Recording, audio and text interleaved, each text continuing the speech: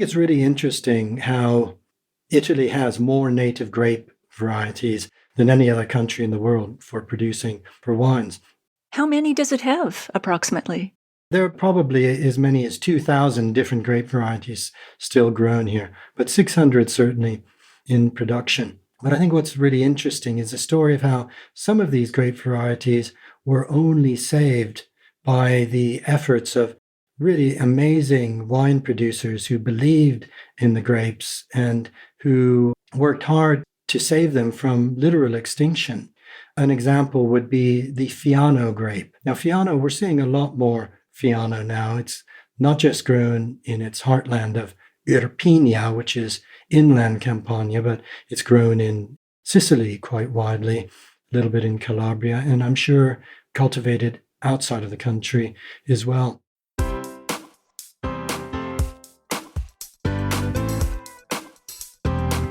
Do you have a thirst to learn about wine? Do you love stories about wonderfully obsessive people, hauntingly beautiful places, and amusingly awkward social situations? Well, that's the blend here on the Unreserved Wine Talk podcast. I'm your host, Natalie McLean, and each week I share with you unfiltered conversations with celebrities in the wine world, as well as confessions from my own tipsy journey as I write my third book on this subject. I'm so glad you're here. Now pass me that bottle, please, and let's get started. Welcome to episode 287. Which almost forgotten grape Italian varieties deserve more recognition? What might surprise you about the stories and wines from Campania? And what makes wine such a great narrative vehicle throughout history?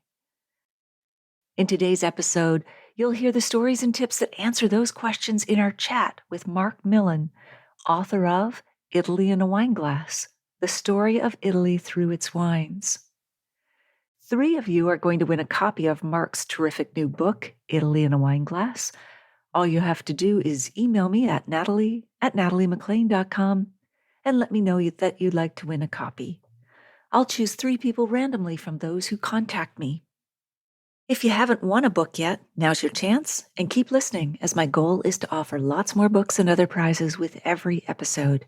You can qualify no matter where you live. As you may have noticed, I interview a lot of wine book authors on this podcast, far more than I do winemakers. Why is that? Glad you asked. Because I'm looking for fascinating stories that both entertain and educate you about wine. There are lots of knowledgeable winemakers out there, but those who can tell colorful stories with humor and insight are a smaller subset. I've had many of them on this show, including Randall Graham from California, Charles Back from South Africa, Anne Sperling from Niagara, among others. With authors, storytelling is how we earn our living. Sure, I'm biased, but my first priority is always to you as a listener. If you can learn about the wines of Burgundy, Jura, the French Alps, and today, Italy, via these authors who in turn have interviewed many winemakers to mine their stories, why not? You're still learning about wine grapes, regions, pairings, and cultural issues, but I think it's more fun and often more densely packed with info nuggets that you'll remember because they're wrapped in stories. That said, I'm going to make an effort to include more winemakers going forward.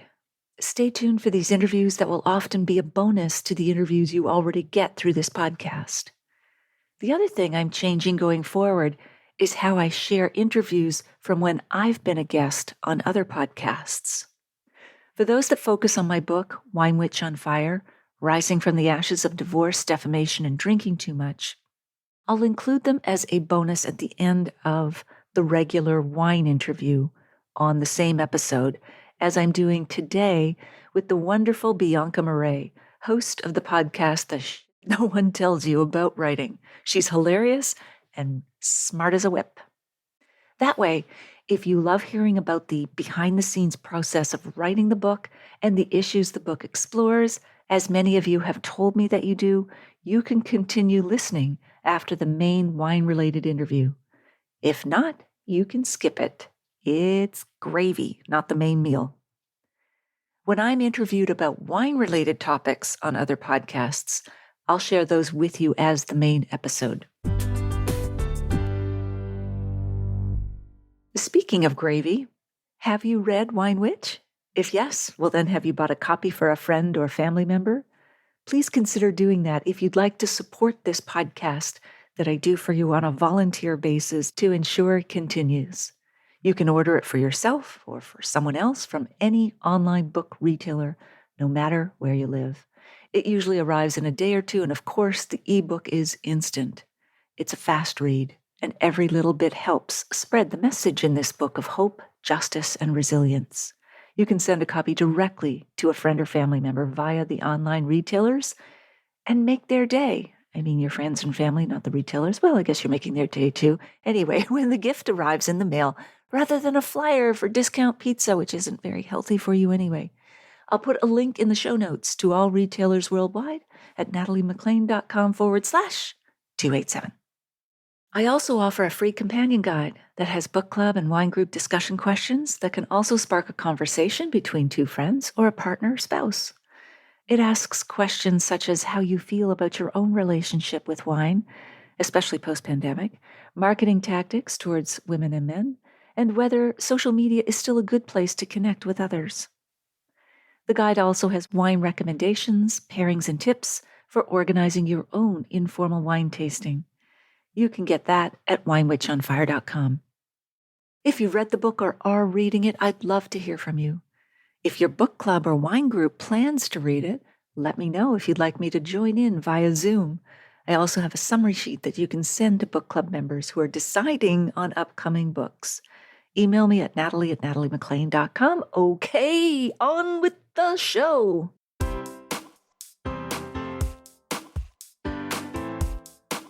Marc Millon is a food, wine, and travel writer for numerous magazines and books. In addition to his new book, some of his others include Wine, A Global History, The Wine and Food of Europe, The Wine Roads of Europe, and A Taste of Britain.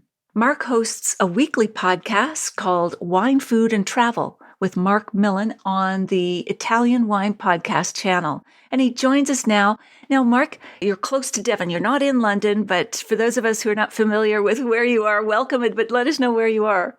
Well, it's so nice to be here. So nice to see you, Natalie. I'm on the River Exe, which comes down from the city of Exeter towards Exmouth in the sea. So I'm very near the south coast in Devon, beautiful Devon.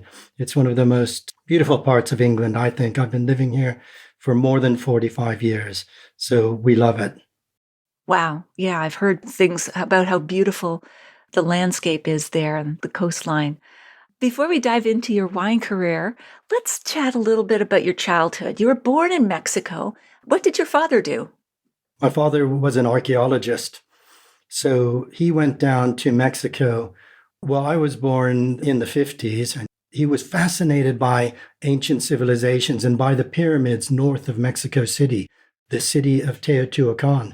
Although in the 50s, it wasn't considered an urban area, but my father believed that you couldn't have monumental architecture without urbanization. So he set about mapping the city, and it was his life work. He was a professor, eventually had most of his career at the University of Rochester, New York, so not that far from you. And he spent his life mapping the ancient city of Teotihuacan and proved that it was actually the biggest city in the New World. So it was an immense task he undertook. But for a young boy growing up, I mean, I only lived there for 2 years as a baby, but then we would spend our summers there. So I spent summers running up and down pyramids. That's something most people can't say. That must have been wonderful. My goodness, what a magical childhood. And you obviously picked up his love of history. Now, your mother's side was Korean. How did that influence you? Well, my mother was born in Hawaii, but her mother, my grandmother, emigrated to Hawaii when she was only 16 years old. She came over for adventure. She was a picture bride. What does that mean, picture bride? Is a catalog? virtually. She chose a picture of somebody to marry who was working in Hawaii, a Korean in Hawaii, and came over as a picture bride when she was only 16 years old.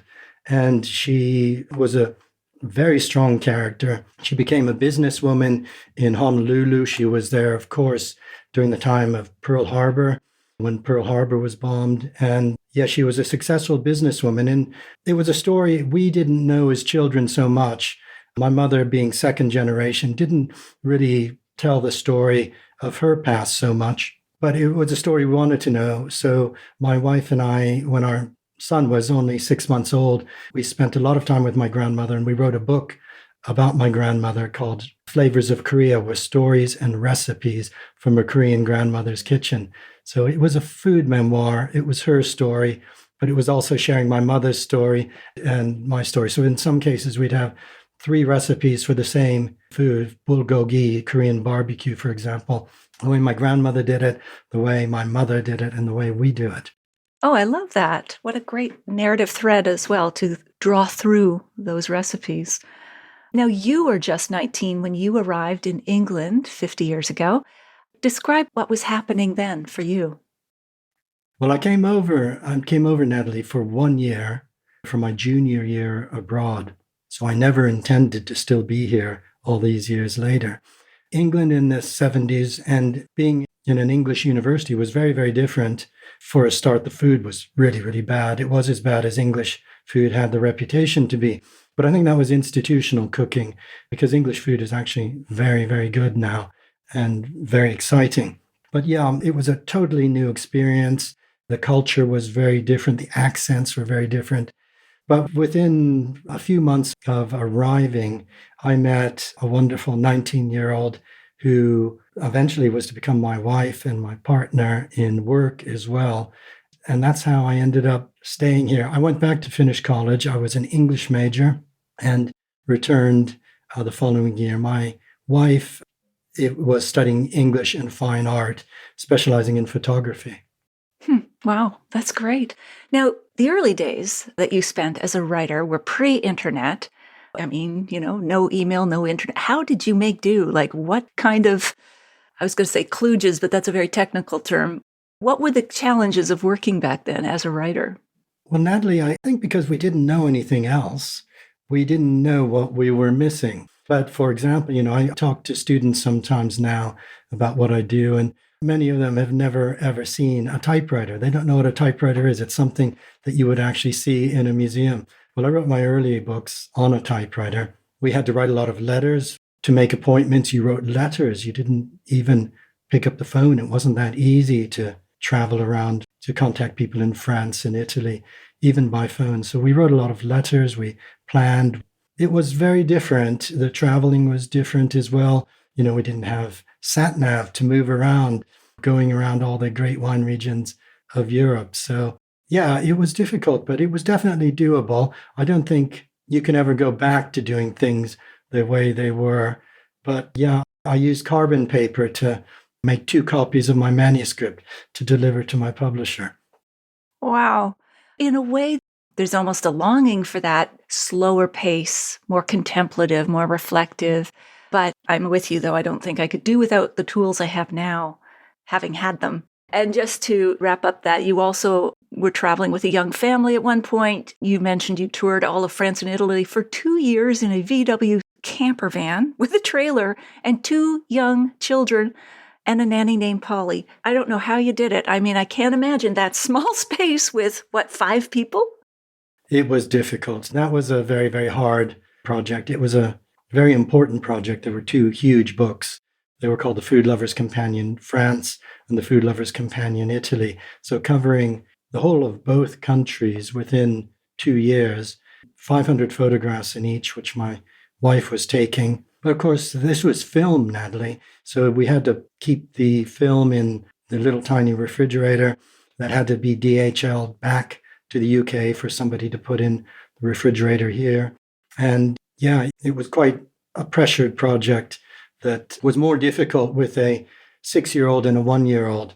That said, my children were absolutely wonderful, and it really shaped their character as well. And I Really wouldn't have wanted to have done it in any other way. We were married for 10 years before we had our children.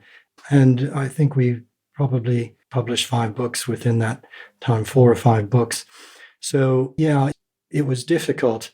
Like writing a book without the internet, it was possible. And it's who we were and what our family was. And if we wanted to do what we did, which we did, then we just had to find a way.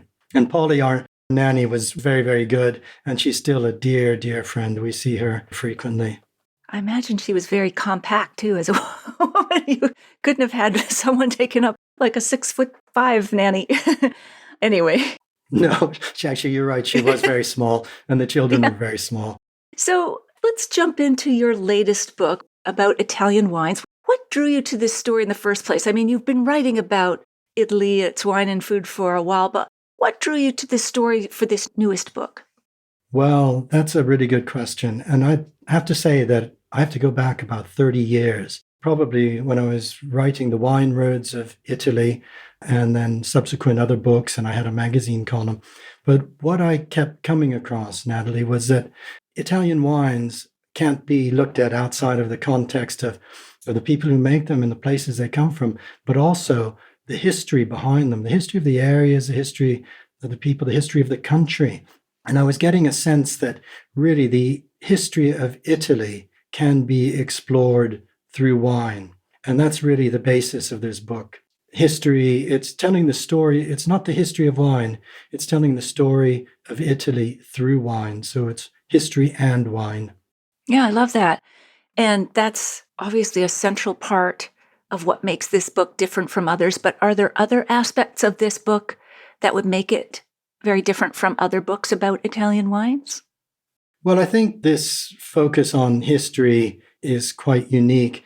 And the breadth of the book, I mean, we go from the ancient Greeks to COVID and indeed to beyond, looking into the future even. So it's quite a sweeping time span, but it works. The wines fit naturally in to all of these different periods and personalities and movements and events. I think in a very natural way, because the wines are so intimately entwined with the story of Italy. Yes. Yeah. No, it tells some wonderful stories, wonderful characters. What was the most surprising insight that you learned or discovered while you were either researching or writing the book? I think an insight that is really part of who Italians are is how proud Italians are and how knowledgeable they are of their own past, of the past of their locality. They'll talk about events that happened hundreds of years ago as if they happened yesterday. I was sitting on a bus I was at Vinitaly, and we were taking the bus to the big exhibition hall. And I sat next to a wine producer from Calabria, an area I hadn't been to, a part of a wine zone I hadn't even heard of. And she told me in a very gentle voice, she said, Federico II, that's Frederick II, the Hohenstaufen, Holy Roman Emperor. She said he built a castle in her town, and she talked about him so fondly as if it was her own son. And that's the sort of stories you would come across again and again and again. This pride in history and story. And I think this pride in identity, these events, this history, these wines are the part of the identity of the Italians from wherever they're from in the country. And that's a wonderful thing to have that sense of identity. And I think for those of us who have moved around a lot in life, social mobility is much greater in our countries, to have that solidity and that sense of continuity, not just with place, but across the centuries, is quite extraordinary and remarkable and wonderful. I love that story. It really brings to life that identity and the recency kind of thing. What's the most interesting thing someone has said about your book so far? I know it's just new out into the world, but have you had any feedback on it? Well, I think what's been most gratifying for me is I took the book to Vinitaly this year, and I was able to present the book at some masterclasses that I undertook. And what I think was most gratifying to me was the reaction of Italians themselves. I didn't write the book for Italians. I wrote the book, I think, for those of us who love Italy. We travel in Italy. There's so much we love about Italy, the art, the food, the wine, the places. But it was so gratifying for me to have Italians themselves be quite startled by this approach and to enjoy it and to be very complimentary about linking history and wine. So that was, I think, very gratifying. Yeah, I'll bet. Wow. And what was the most difficult part about writing the book? I think the most difficult part, Natalie, is knowing when to stop. I think this was a book that if I'd had another 2 years and if my publisher didn't mind how long it was, as it is, I did have to trim 25,000 words and lose some wines. And that hurts a writer. That's hard to do, to cut words that you spend a lot of time on. But it's a big book as it is. It's 350 something pages and it's still 120,000 words. Okay. Yeah. It's like cutting a limb, isn't it? It is a bit like cutting a limb. And that said, I could have gone on and on. There's so many wines, stories that could have linked. There are chapters that could have been written. So, yeah, I think, but with projects like this, you have to have a deadline. You have to know when to stop, and you have to actually look forward to a book appearing in the world. Absolutely. I always joke with my editor, if we were back in the days when there was a physical manuscript being taken to the printer, as opposed to everything being electronic, I'd be chasing after the van going, just let me tweak one more sentence. It's like, let go. Actually, it's easier to do that, Natalie, isn't it? Sometimes we keep tweaking because we can electronically, but there was something about packing up that paper manuscript and taking it to the post office, putting it through the post office, forgetting about it. Absolutely. So was there a wine region that surprised you most? I mean, you're very familiar already with Italy, but perhaps in the research for this book, there was a wine region that really had some surprises for you. Well, I think it's interesting because I have an index of wines by region in the back of the book. And I wasn't really aware of that when I was writing the book. I wasn't thinking about, I did want to make sure I had wines from each of the 20 regions.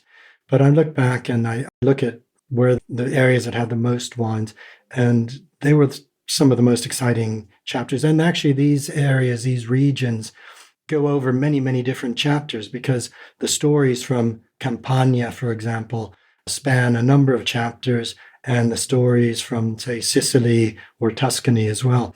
So I think Campania, to me, is very, very exciting because it's one of the most ancient wine regions in the world. We have wines and wine connections that go back to the ancient Greeks, the Romans, of course, and, through history.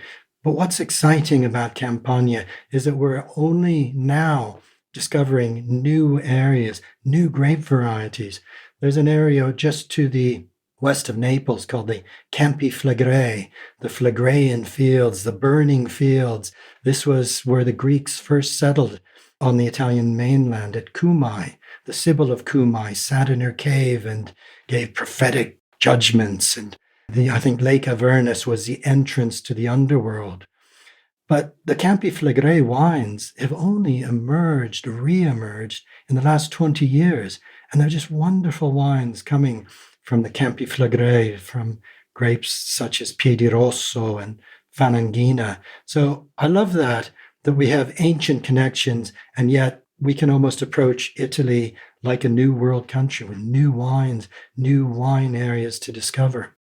Yeah, what's old is new. And Fananghina is one of my favorite fresh, zesty white wines to have when I'm dining out. I always look for it on restaurant wine lists. So it's interesting that you highlight that. I'm in sync there.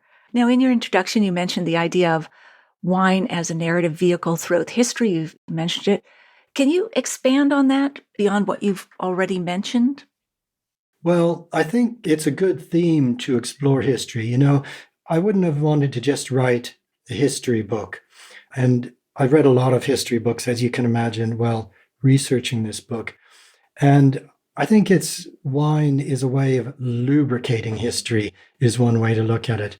And that these wines that have direct connections with the various chapters, and it's not just the past, we're coming up right to the present, and indeed even looking to the future, perhaps with the Piwi wines that are emerging now.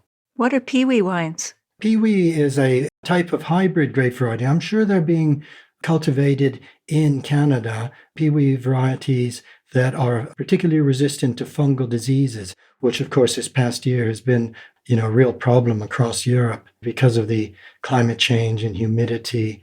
So, yeah, that's part of the ongoing story.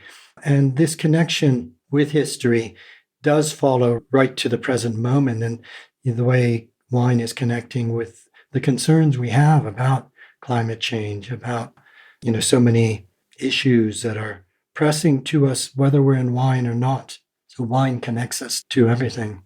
Absolutely. I've said it many times, but I always think you could do a liberal arts degree with wine as the hub and then the spokes, religion, geography, science, commerce, agriculture, everything connects, history especially.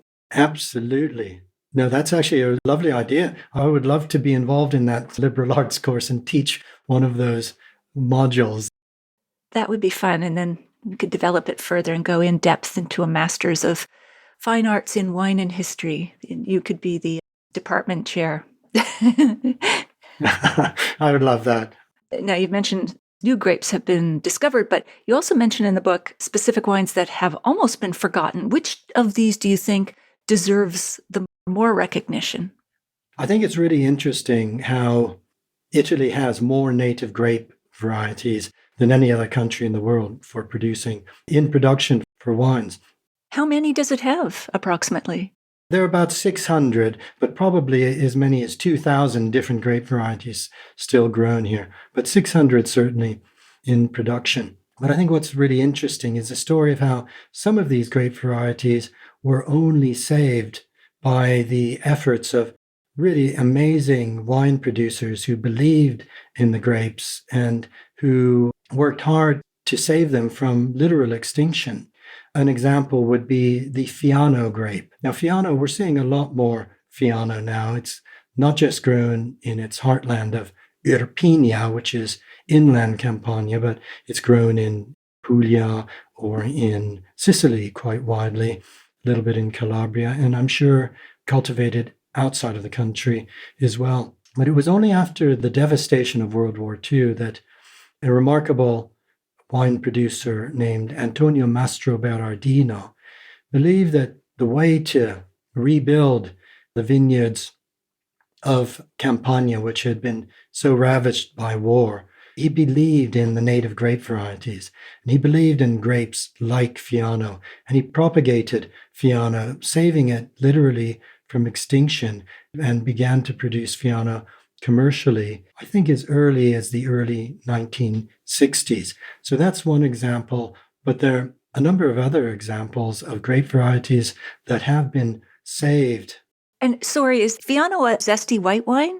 I just wanted to clarify. Is it Fiano? I wouldn't call it zesty.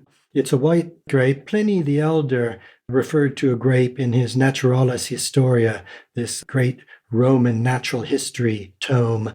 He referred to the uva Appianum, this grape that was so sweet that the honeybees were very, very fond of it. And it's conjectured that Fiano was possibly that grape. But it was a difficult grape to cultivate. It suffered from, I think it was during flowering, the flowers wouldn't set particularly well, particularly if there was any moisture.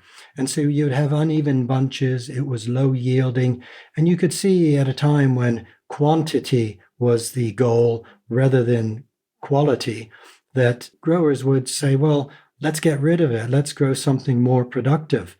And Fiano is one of those grape varieties that was at risk. Falangina was another one. So those are a couple of examples of grape varieties that the world wouldn't know. And you love Falangina, I love Falangina, I love Fiano. The wine world would be much poorer without these really heroic individuals who believed in these grape varieties and believed in that they were worth saving, that they could make wines that weren't just good wines, but that are great wines that the world will come and love. And I think that, the wine world is at risk of having too few flavors, too few grape varieties, especially, with varietal, buying wines varietally. We have a handful of grape varieties, Chardonnay, Sauvignon Blanc for whites, Cabernet Merlot, these handful Syrah, these handful of grape varieties that can be cultivated around the world, perhaps losing connection with place. But in Italy, we have this wealth of native grape varieties that are linked to place as well. It does make Italian wine confusing, though. Yeah, it does. It's a challenge. You need a big book like yours to figure it out. And with the homogenization of Cabernet, Chardonnay, and so on, of course, that's not across the globe, but there are more and more that are just sort of your basic chocolate and vanilla flavors. And there's nothing wrong with somebody who wants consistency and wants to know, doesn't really want to dive into the whole thing. But yeah, the wild diversity of Italy is so intriguing. And what I find about Falanghina in particular is that it has this floral notes that aren't over the top. For me personally, it's subjective, of course, that aren't too perfumey, but still has this lovely floral quality. Now, you described the symposium and its cultural significance in ancient Greek society. How did this ancient practice compare to modern Italian social wine drinking customs? That's a really good question. The symposium was an opportunity for people to get together and share wines, but it was a vehicle to discuss, have arguments, to read poetry, to discuss philosophical arguments as well. And I think there's a lot of that in Italian culture today. Wine is a vehicle, again, for pleasure and discussion and argument. And although it may not be so formal as it was in ancient Greek times, I think that when Italians get together and the wine is opened and food is on the table as well, it's an opportunity to provoke discourse. And I would say that's the legacy of the Greeks, this provoking discourse and thought. Mm-hmm. So which wine story in your book do you find is most reflective of Italian culture? I know they all are to varying degrees, but is there one that stands out? Well, I think that Italian culture is so represented by wine in so many different ways, but I think it's the way that Italians are always wanting to try new things, but at the same time remain rooted to tradition. And so in my chapter called Tower Power, for example, I talk about Campanilismo. And this is the way that Italians love not just their own region, their own neighborhood, their own city, their own quarter of that city. And that reflects in wine and food too. So it's this love of their own foods are the best, the wines from their own area are the best. And even wines from 20 miles down the road, Chianti Classico from the province of Florence, may not be drunk and enjoyed so much by people that live in nearby Siena. And it's this pride in what is their own that I think is so reflective of Italian culture. I wish that would rub off on Canadians because we're a young wine culture, perhaps we just don't have the confidence yet. Not everyone, but a large majority do not drink as much Ontario wine in Ontario, for example, as we do all other wines. And yet that was also my experience, Mark, when I traveled to both Italy and France. Like in Bordeaux, all you could get was Bordeaux. And similarly in Burgundy, they didn't have California on the list for sure, let alone other French regions. So I love that because it's very, I don't know, like with all the movements these days, buy local, support local, a smaller environmental footprint when you do. I think that's a great and telling kind of characteristic that the Italians certainly do that in spades.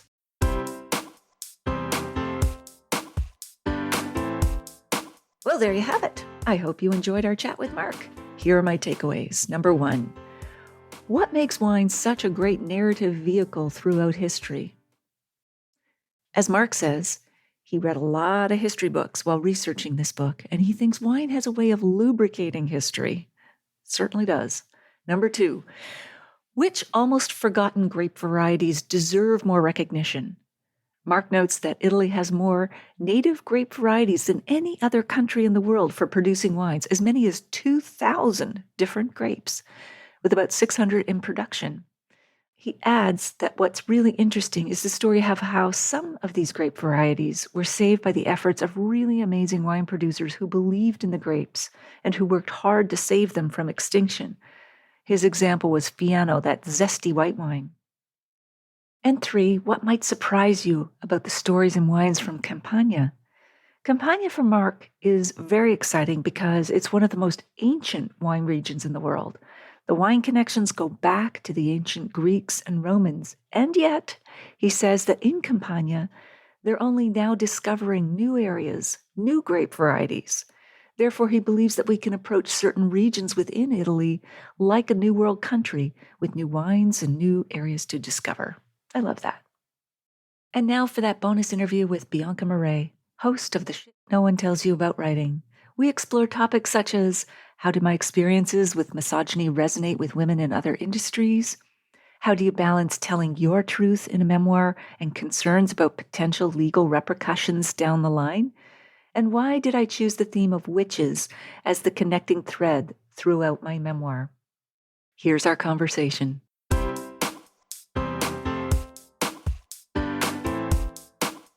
Today's guest was named the world's best drinks journalist, has also won 4 James Beard Foundation Journalism Awards. She's the best-selling author of Red, White, and Drunk All Over and hosts the New York Times recommended podcast Unreserved Wine Talk. She lives in Ottawa, and it's my absolute pleasure to welcome Natalie McLean. Natalie, welcome to the show. It's so good to be here with you, Bianca, and I absolutely love your podcast. You're doing good work. So thank you for what you give to the literary community. Well, thank you so much for that. Much appreciated. So for our listeners, we are chatting today about Natalie's memoir, which is called Wine Witch on Fire: Rising from the Ashes of Divorce, Defamation, and Drinking Too Much. Holy heck, when we talk about a hook, it's all there in the title, man. It's all there. So before we dive into that, because I have a lot of questions about the witch theme, etc., but something that I was really fascinated by is at the end of Natalie's memoir, we have something called Post Morticia. And I'm going to read this to you because we hear so often on the podcast from memoirists who say what kind of place you should write from when you're writing your memoir. And I feel like memoirists get dictated to a lot in terms of where they should be emotionally, etc., when they write. There are reasons for writing, whereas for novelists, we have many different reasons for writing. I, for example, write from a place of absolute rage, and that's fine. No one bats an eyelid because it's fiction. But here we go. Let's go through this. So Natalie writes, I didn't want to share this story. I couldn't even look at notes I'd locked away for years. It was too exposing, too shameful. I'd be vandalizing my own privacy. Memoirist Glennon Doyle advised, write from a scar, not an open wound. But why even write about it after the healing is done? Poet Sean Thomas Doherty had the answer. Why bother? Because right now there is someone out there with a wound in the exact shape of your words. My memoir gathered different parts of my life that I thought were separate, but were just two sides of an open wound. Words were my sutures to sew my life back together. The scars they created are now patterns of meaning that are stronger than the flesh before the injury. Right, so just bouncing off of that, Natalie, I know you're writing from a place now, I think 11 years in the future after most of this happened, but there is a simmering, bubbling anger under all of these words, and I was here for it. I was totally here for it because if this had happened to me, I would be furious and I would want to write from that place. So can you take us through this a bit? Tell our listeners why you wrote this memoir and the place you wrote it from. Sure. So as you've just read, I really could not even contemplate writing this story for a number of years. And then eventually the story ricocheted around in my head so long that I had to get it out on paper, at least as a private exercise in making sense of what had happened. And then over more years, because this happened a decade ago, but I do think the themes, the feelings, the issues are more relevant today than they were back then. So over the years, I was hearing more and more stories from women in the wine industry, but also from women friends in other industries, tech, sport, finance. And the stories were so similar. The specifics, of course, were different, but the themes, the feelings, they were just so similar. So I thought, well, maybe if I share this story, I know the cliche for memoir writers is someone will feel less alone, but there's a reality to that, in that with memoir, I think when we read a memoir that moves us, we're reading, of course, about somebody else's stories, but they're putting into words our own feelings.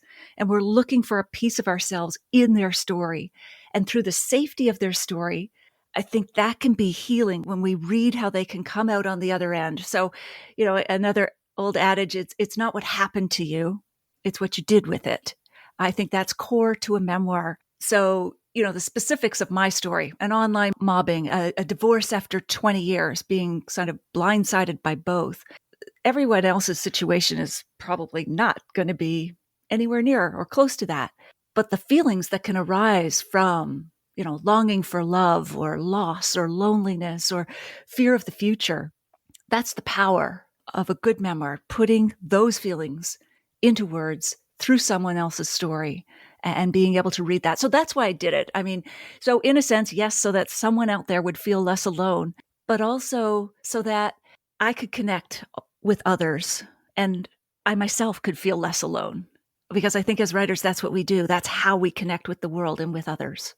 Yeah, very much so. I mean, that's a reason to sit down, bum in chair and put pen to paper. But, there was so much in here in terms of personal universal elements. So when we say to our listeners, when you're writing a memoir, why is a stranger going to want to pick up your book and spend how many dollars on this thing that you have experienced?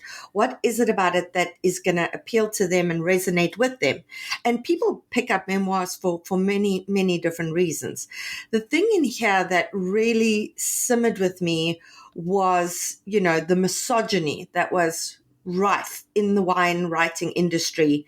Well, not just wine writing, the critics, etc., at the time when you were being sort of dragged over the coals in terms of the defamation. Can we first just put that into context for our listeners, and then we can discuss it a little bit further from there?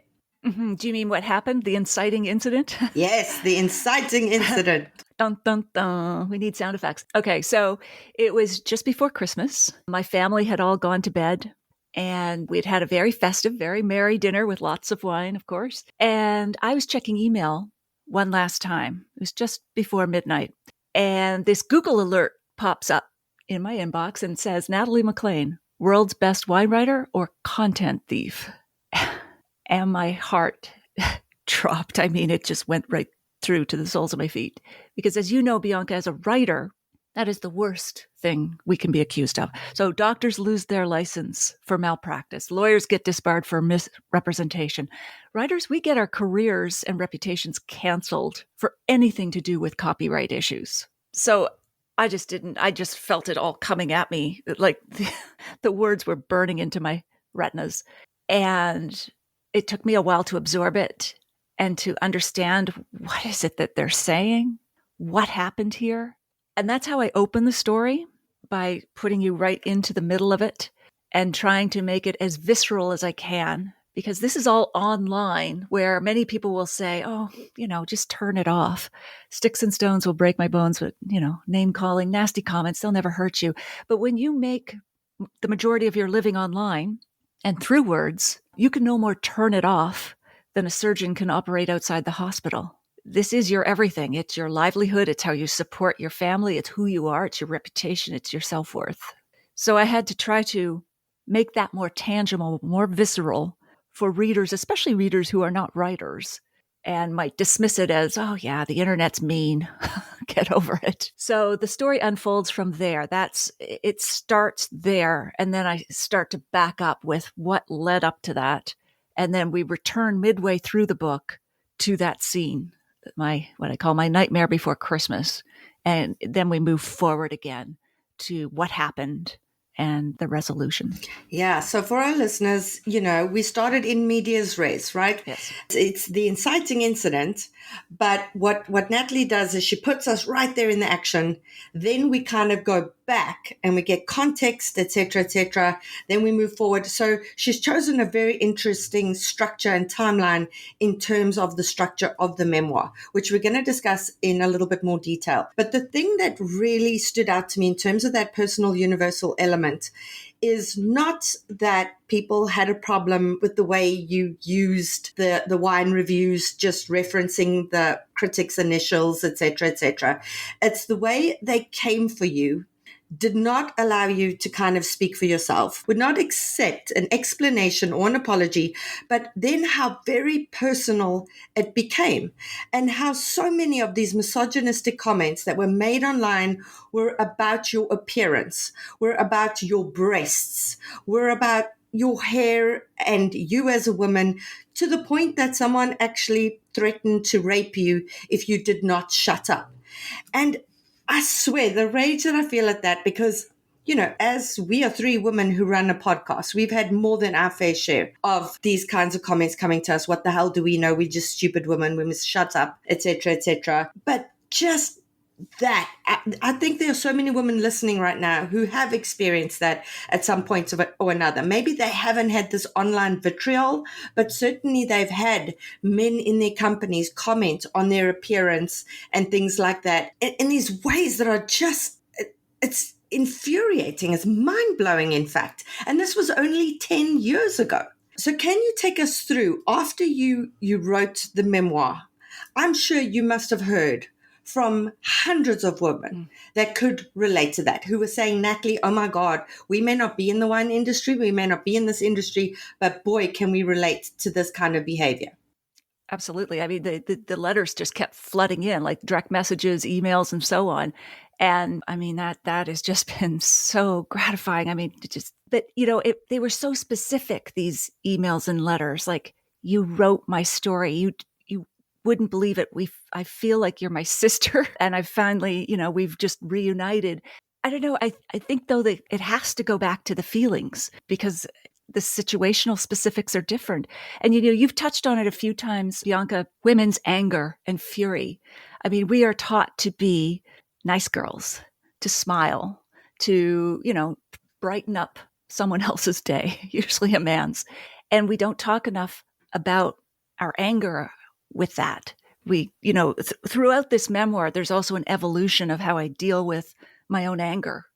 All of that's tied together, the witch theme, the anger, the fire, the scorn, the fury. Because up till writing this book, I just was more of a humor writer than anything else. I, would make fun of the wine industry, but in a light-hearted way.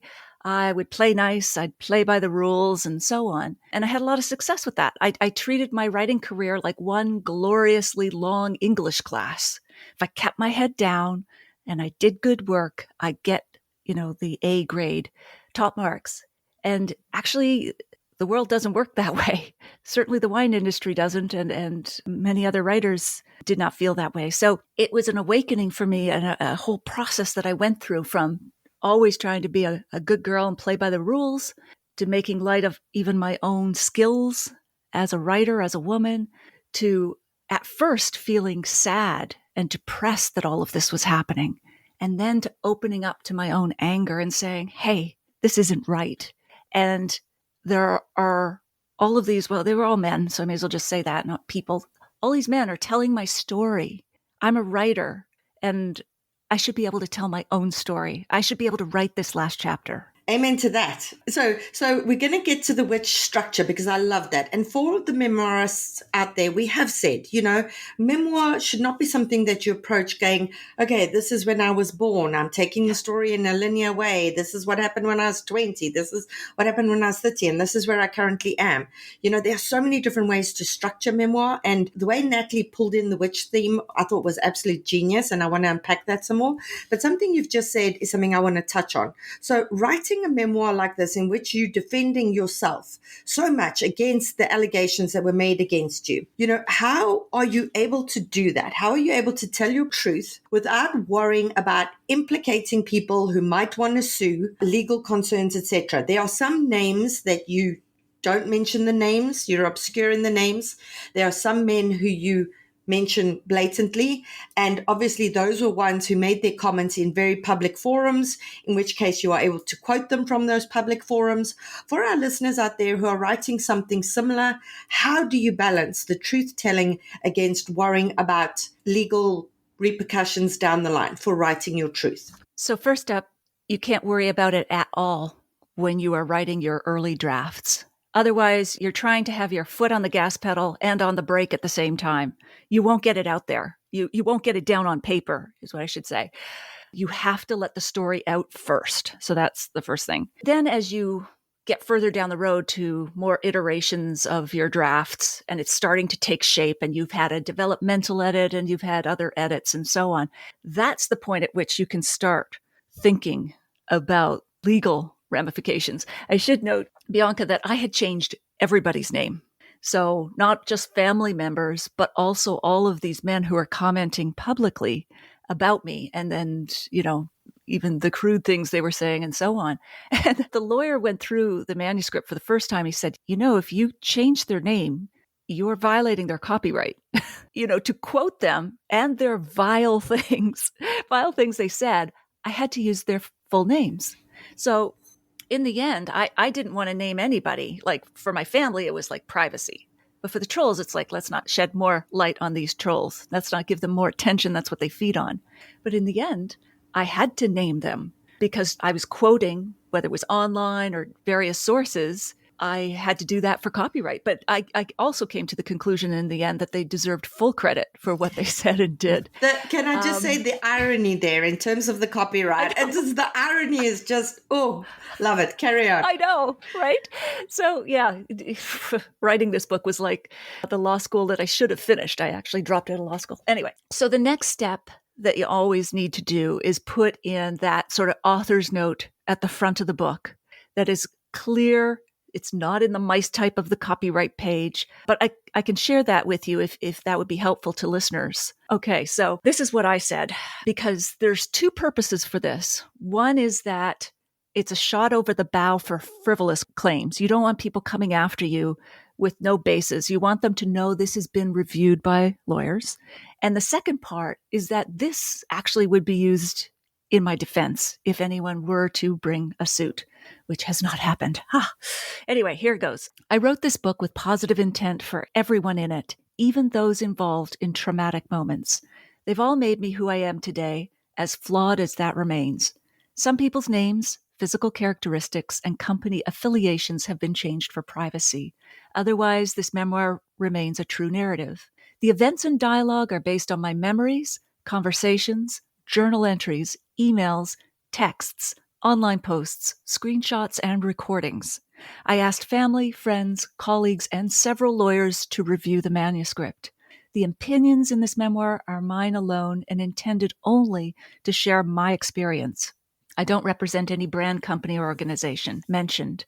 My story isn't unusual, but I hope my journey helps others who travel this way feel less alone. I raise my glass to you. So that's just putting it out there and upfront for the reasons that I mentioned, shot over the bow for frivolous claims, part of my defense should it arise. That said, that does not save you from being sued for defamation, invasion of privacy, or copyright claims if you haven't used copyright correctly in your book. That's not like a get out of jail card, that author's note. You still need to be very careful in how you talk about others. And so when I bring others into my story, I only bring them in to the extent that they overlap with my story. I go no further, even though many times I wanted to, with other details that really didn't tell my story, or with characterizations that might be considered defamatory. I had to stick to the facts. But in the end, sticking to the facts was far more powerful.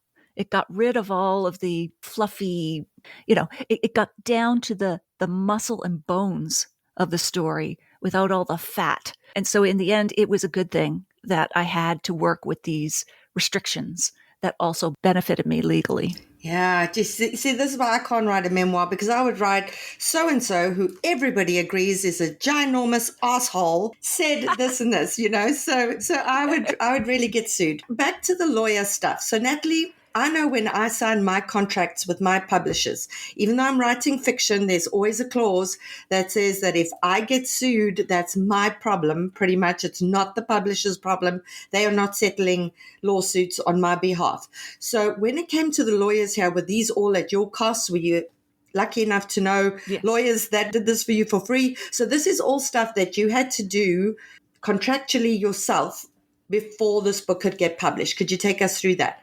Sure. So in the contract with my publisher, they said the wording was such that if the publisher feels the need for a legal edit, that they would get one done and pay for it. But they didn't feel the need, even though this book centered on a variety of legal issues and was such a personal book that involved, both my ex-husband and all of these writers online. You just think that's a cauldron, bubbling cauldron waiting for a lawyer to put out the fire. They decided that it wasn't necessary because ultimately, as you said, Bianca, I'm on the hook, not them. You are indemnifying them. You're responsible for their legal fees and any damages in a suit. So that can just take the wind right out of your sails, out of your lungs. So I knew for my own peace of mind, I could not publish this unless I had not just one legal read, but two. So sort of as the manuscript was evolving to the point where I thought, this is close to publication, to a final read of the final manuscript. And it was expensive. We're talking like $5,000 a read. Yeah. And can I just ask what kind of lawyer? Because this is obviously very specialized. Yes. This is not just, your cousin who's a lawyer down the road. Like, what kind of lawyers are we talking about here? Those who specialize either in entertainment law, but even more specifically than that, I went with a lawyer who specialized in the publishing world. He was a lawyer in the publishing world who only reads book manuscripts for three things: copyright, defamation, and invasion of privacy. And I'd highly recommend him. If anyone wants to get in touch after the show, feel free to reach out to me. It was worth all the money because it was peace of mind. But also I learned a lot, going through his comments, going through the manuscript made the manuscript better. My editor at the publisher was afraid that the lawyers were going to ruin it. They were going to take all the juicy bits out, neuter the whole manuscript. But in the end, I think it made it stronger for the reasons we've discussed. But also it really made me weigh every word. And you need to do that in any book. You need to be right in there, in the detail, in the minutia. As much as we do a line edit, we need to do this sort of legal edit when we're dealing with issues like this, and especially in memoir, because you have to say, am I really behind that sentence? It might feel good to say it, and I want to say it, but am I willing to defend it in court? And I know that sounds like a really cautious way to write, but you're not writing that way. The writing is largely done. Now you're in the editing mode, and your every sentence has to pass that test. Yeah. And while we're talking about the writing, we've focused so much during this interview on the legal implications, because this is something we get a ton of questions on the podcast, and you were the perfect person to ask about this. But I do want our listeners to know that Wine Witch on Fire is beautifully written. It is excellent on the sentence level. It evokes emotion. It evokes anger. It gets you on board with, Natalie as the protagonist. I like to talk about memoir as a protagonist rather than saying getting on board with you, Natalie, per se. It was just, the writing was wonderful. So let's talk a bit about that now as well, because what I want to pick your brain about as well is the witch theme and how you use that to your benefit in terms of the structure of the novel. We've got section names, we've got chapter names. That witch theme is stitched carefully through the entire thing. And, the book begins with a mob who's coming for Natalie. Now, back 400 years ago, this mob would have been a mob of men with pitchforks coming to Natalie's house to burn it down. In this day and age, it's a mob of men who are coming on social media, on Twitter, on blog posts, etc. So was it from the beginning that you saw that witch theme and you wanted to sort of use it as a hook, as a theme throughout? I know you say when you appear on the Canadian show, The Social, you decide to start dressing as a wine witch for that Halloween special. Is that when it came in? Take us a bit through the intentionality of choosing that theme. Sure. So I always say, you might think from the title, Wine Witch on Fire, this is about an angry woman who drinks a lot of wine and owns a lot of cats, but it's not. And I would read that memoir. I just want anyone out there to know I would read this. out of that memoir. But anyway, carry on, Natalie. So witches resonate with me because their strength comes from within, not from external validation. It's a real release. My favorite childhood stories were always about witches. So the good and the bad, Wizard of Oz, the battling duo of Glinda the Good Witch and the Wicked Witch of the West, who's always goes unnamed. But I was entranced with those opposing forces that I saw in myself. I even loved the straight up badass White Witch of Narnia. I was cackling alongside her when she canceled Christmas and froze Narnia. It was a very satisfying outlet for, a little goody Miss Two Shoes. Of course, I've come around since then to realize that certain stereotypes of women can be damaging, including the word witch. And that's why I hesitated use it. One of many reasons I using the word witch in the title and as a theme throughout the book.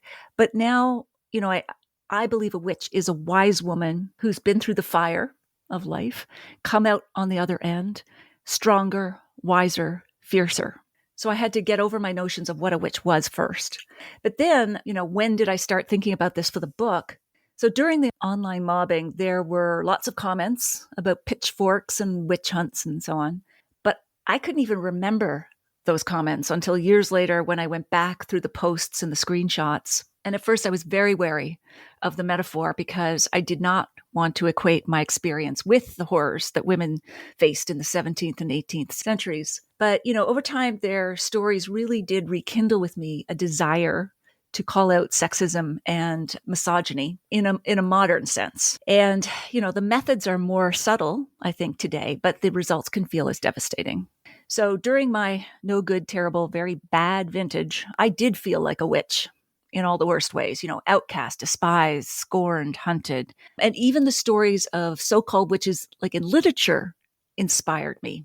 I was thinking back to all of these stories that I loved as a child. Hester Prynne was forced to wear the scarlet letter A on her chest, and she embroidered it ornately with gold thread, and I think made something creative out of her shame.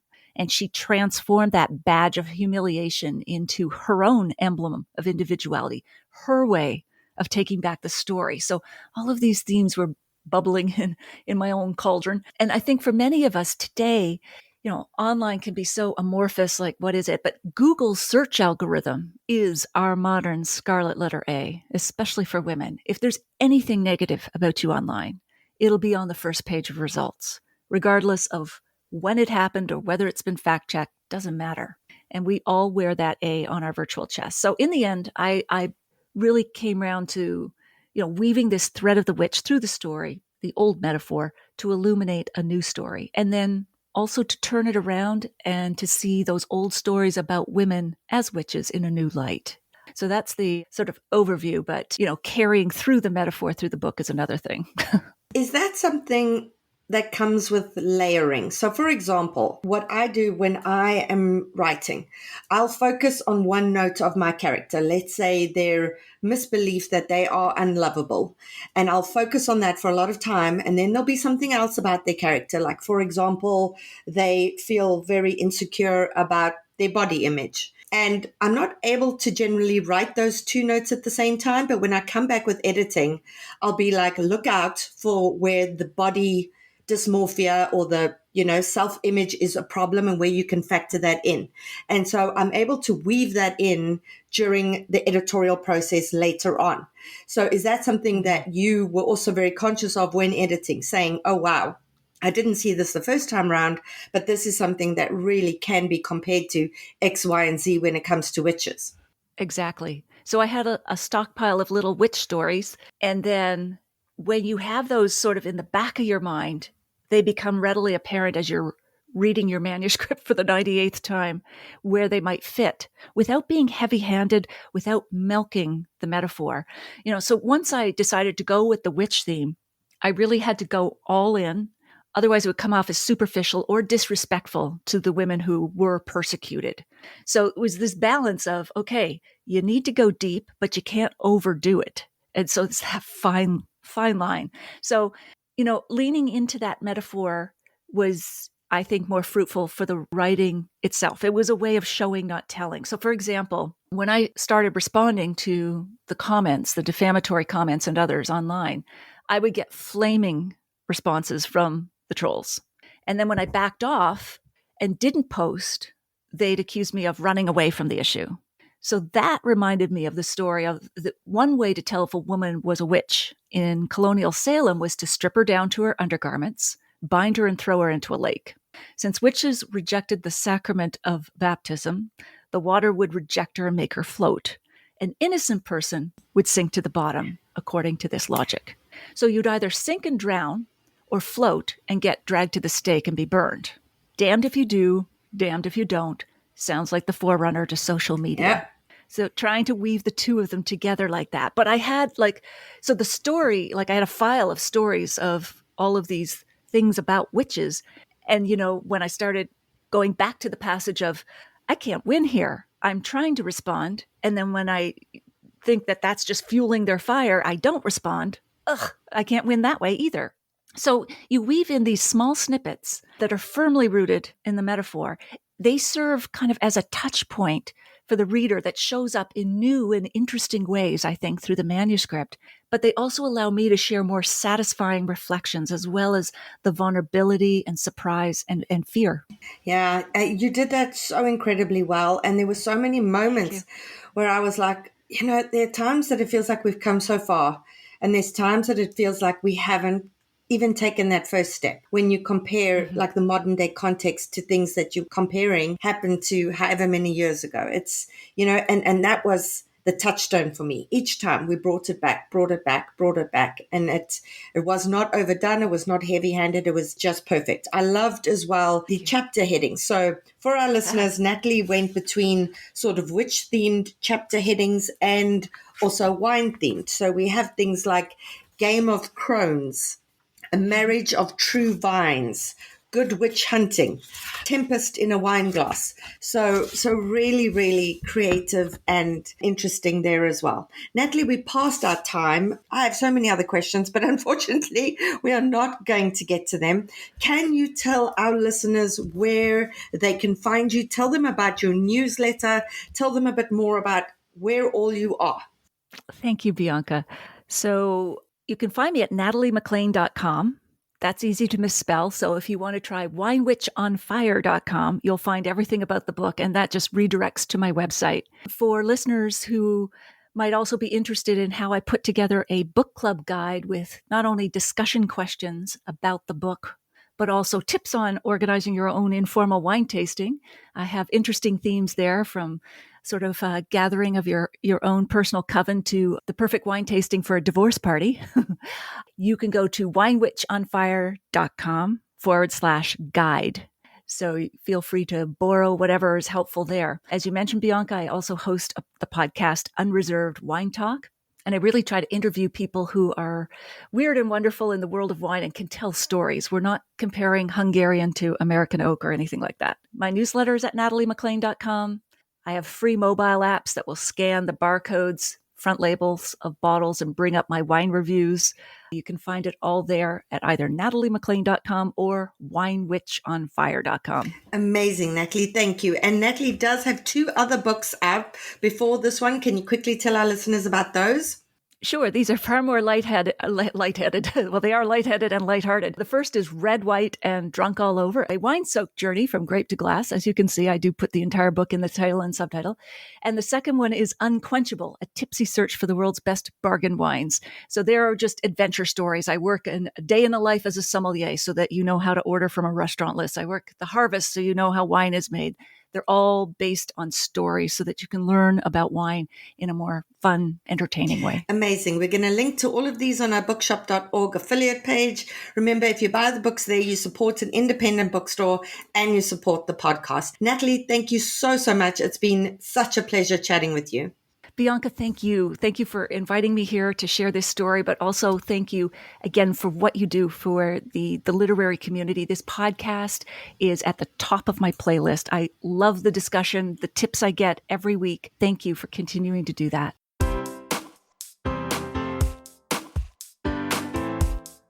I hope you also enjoyed this bonus chat with Bianca.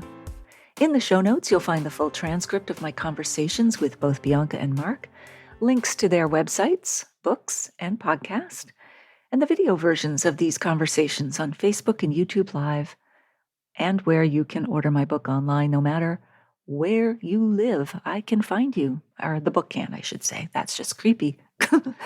You can also find a link to take the free online food and wine pairing class with me called The 5 Wine and Food Pairing Mistakes That Can Ruin Your Dinner and How to Fix Them Forever at nataliemclean.com/class.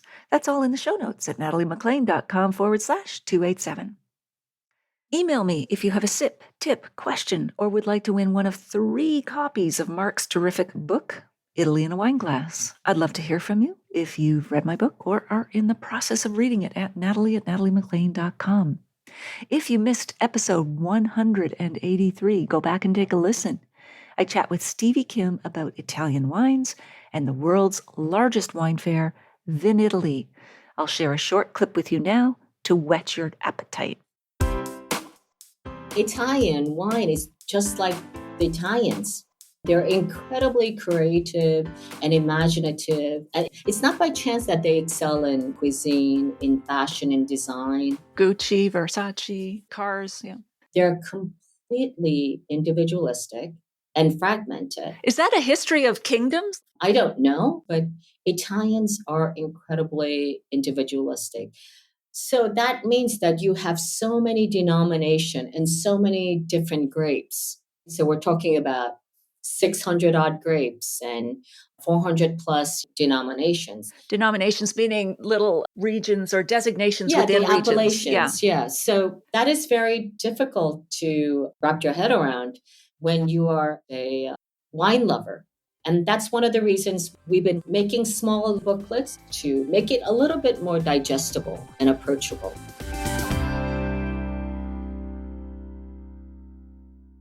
You won't want to miss next week when we continue our chat with Marc. If you liked this episode or learned even one thing from it, please email or tell one friend about the podcast this week, especially someone you know who'd be interested in learning more about Italy and its wines. It's easy to find my podcast. Just tell them to search for Natalie McClain Wine on their favorite podcast app, or they can listen to the show on my website. Thank you for taking the time to join me here. I hope something great is in your glass this week. Perhaps a wine from Campania that you've discovered recently.